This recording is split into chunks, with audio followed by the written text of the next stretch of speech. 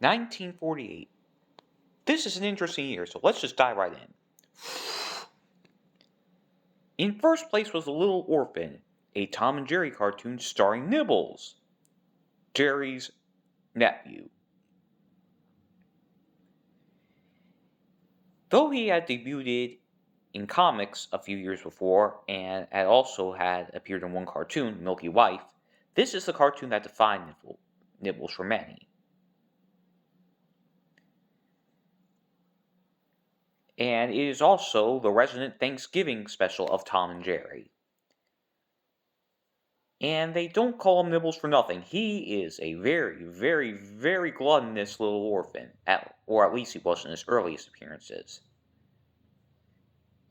This cartoon and a couple others released during the 1948-1949 season, particularly 1949, got CinemaScope remakes during the 1956 and 1957 season. The Little Orphan was the last of these. But it's pretty much a shot-for-shot remake of it, but with a different title, produced in CinemaScope, and with all of Dinah's scenes cut out. Yeah, Dinah the housemaid? Yeah.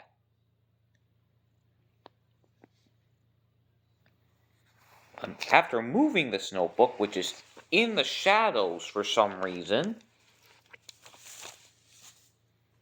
we now move on to the runner-ups.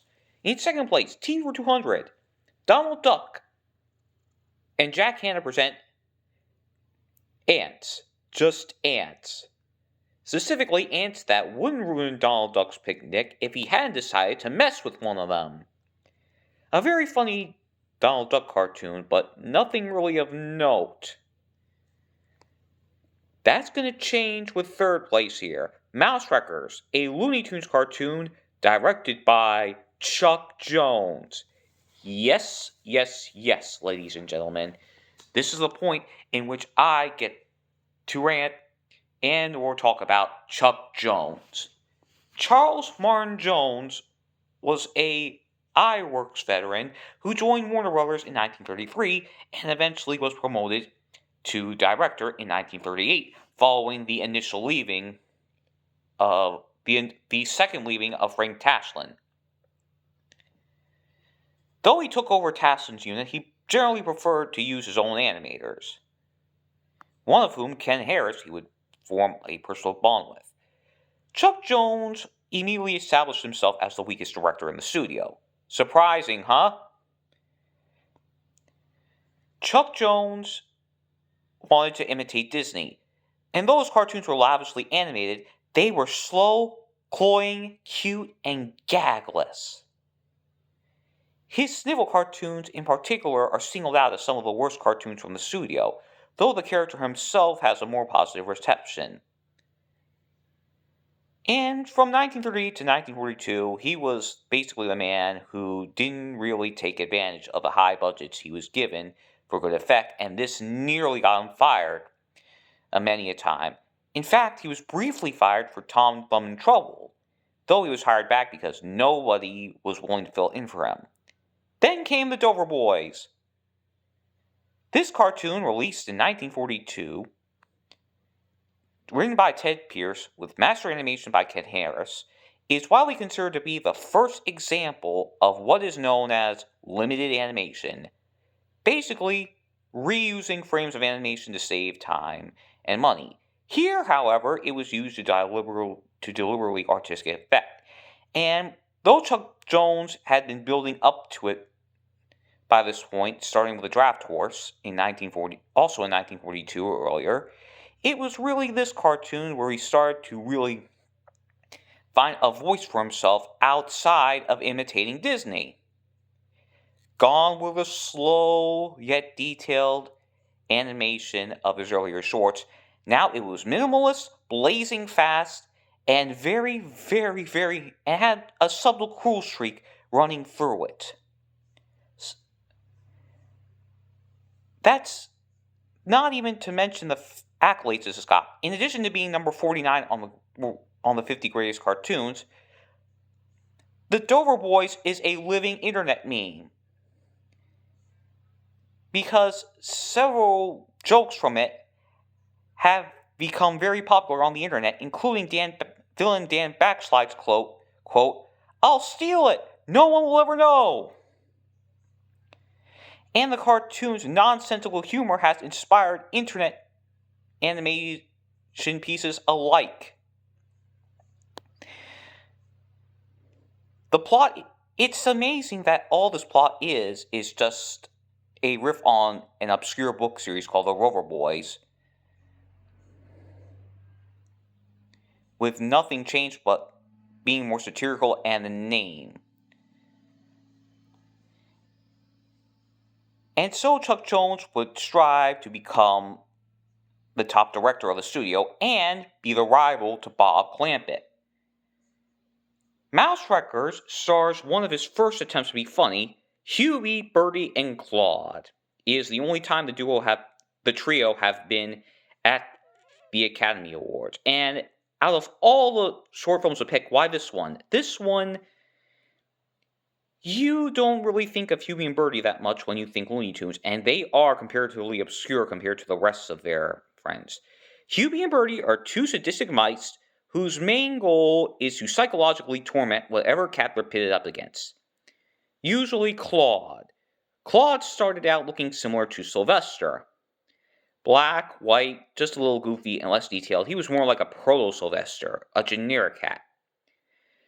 For this film, however, he was completely redesigned from the ground up in terms of personality and look. Now he was neurotic. He had yellow skin with reddish-furish hues, and he had a quirky strangulated voice similar to Marvin the Martian down the road. The cat and mouse would be paired up twice more over the following 2 years before Huey and Bertie were retired. Claude, however, managed to strike a solo career for himself and remain a somewhat recurring character in Jones's cartoons up until 1962. Fourth place, and at which I need to move this again so you can see it, Mickey and the Seal. Directed by Charles A. Nichols, it is notable for being the final Mickey Mouse cartoon of the golden age of animation to make it to the Academy Awards ceremonies. And by this point, Mickey had pretty much lost all popularity that he had in the 30s. In addition to not being that recurring anymore, compared to the rest of his stars, Walt Disney had stepped down from the voice of Mickey Mouse by this point. Instead, his voice was now provided from this point onward until his first retirement in 1953 by Jimmy McDonald, a sound engineer for the company. Mickey would also be redesigned in the coming years to look more boyish. Still, he managed to gain a TV series, The Mickey Mouse Club, which ran from 1955 to 1959 and then was revived in syndication where it ran until 1962. Disney reprised the role of Mickey there, in what was the only time post-1947 he did.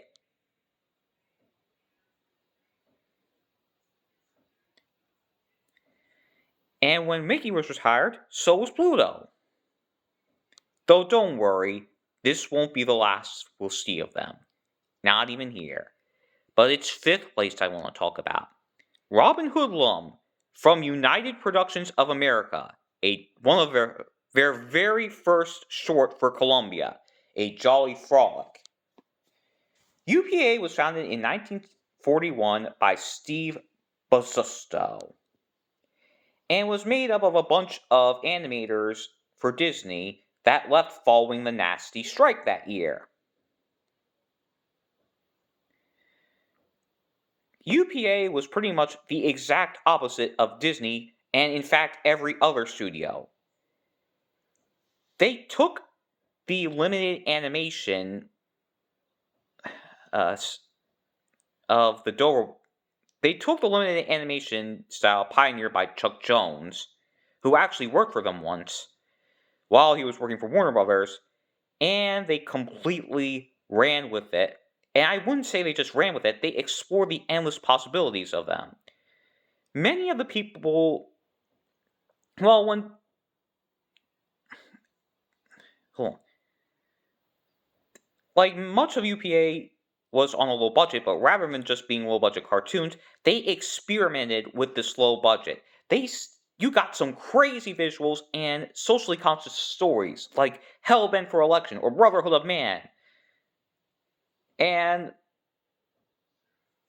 they really, really, really stood out from the rest of the crowd. Their biggest success came, however, in 1948, when Columbia, having shut down its own cartoon studio, needed another cartoon studio because they still wanted to produce cartoons. In addition to pretty much the same staff of Disney,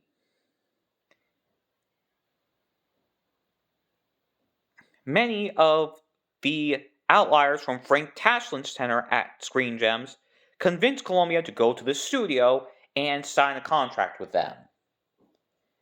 Chief among these was John Hughley, who really embodied UPA's vision for limited animation.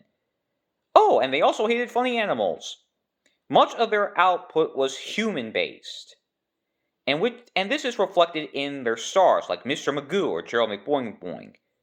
Before they could actually do their stuff, however, the way they wanted to, they had to get past The Fox and the Crow.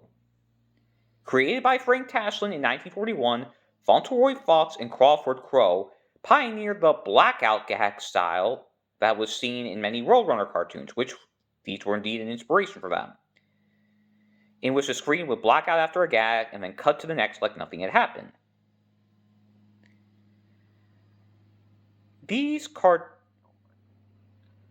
were popular, but after Tashlin left after like 3 shorts and left duties to folks like Bob Wickersham and Howard Swift, they gradually became your typical funny animal stuff. They were really at their best when Frank Graham was at the helm voicing them, but it was only from 1942 to 1946. This duo provided the only recurring series, was the most successful series to come from Columbia and kept them afloat. And they even got their own series. But they then downgraded into being installments of the Fantasy and Color Rhapsody series. And UPA was forced to do 3 Fox and Crow cartoons before they could do their stuff per their contract with Columbia. And you could tell that John Hughley did not like these cartoons. The Crow always won against the Fox, but here, the Fox deliberately wins against the Crow. That's how much he hated them. But there was something else to hate that not even being forced to work on Fox and Crow cartoons could top. And that was the Paramount Case. This is the year the Paramount Case took effect. United States versus Paramount is the single most important decision in all of Hollywood. It ended something called block booking. This is when theaters bought out the rights to the films of certain libraries and basically made them exclusive to it. Exclusive to these chains. But the Paramount Case said that exclusivity among theaters broke several laws. Now, you might be wondering, what effect did that have on Hollywood system? Well, block booking, you see, was central to Hollywood during this time. And the fall of the studio system meant, in addition to not being able to tout exclusivity rights, rather than having the theaters distribute their stuff, they had to distribute them, and it led to not only a bunch of profits being lost, but also completely fuddled up the core of what the Hollywood system ran on, and thus the studio system fell beginning this year.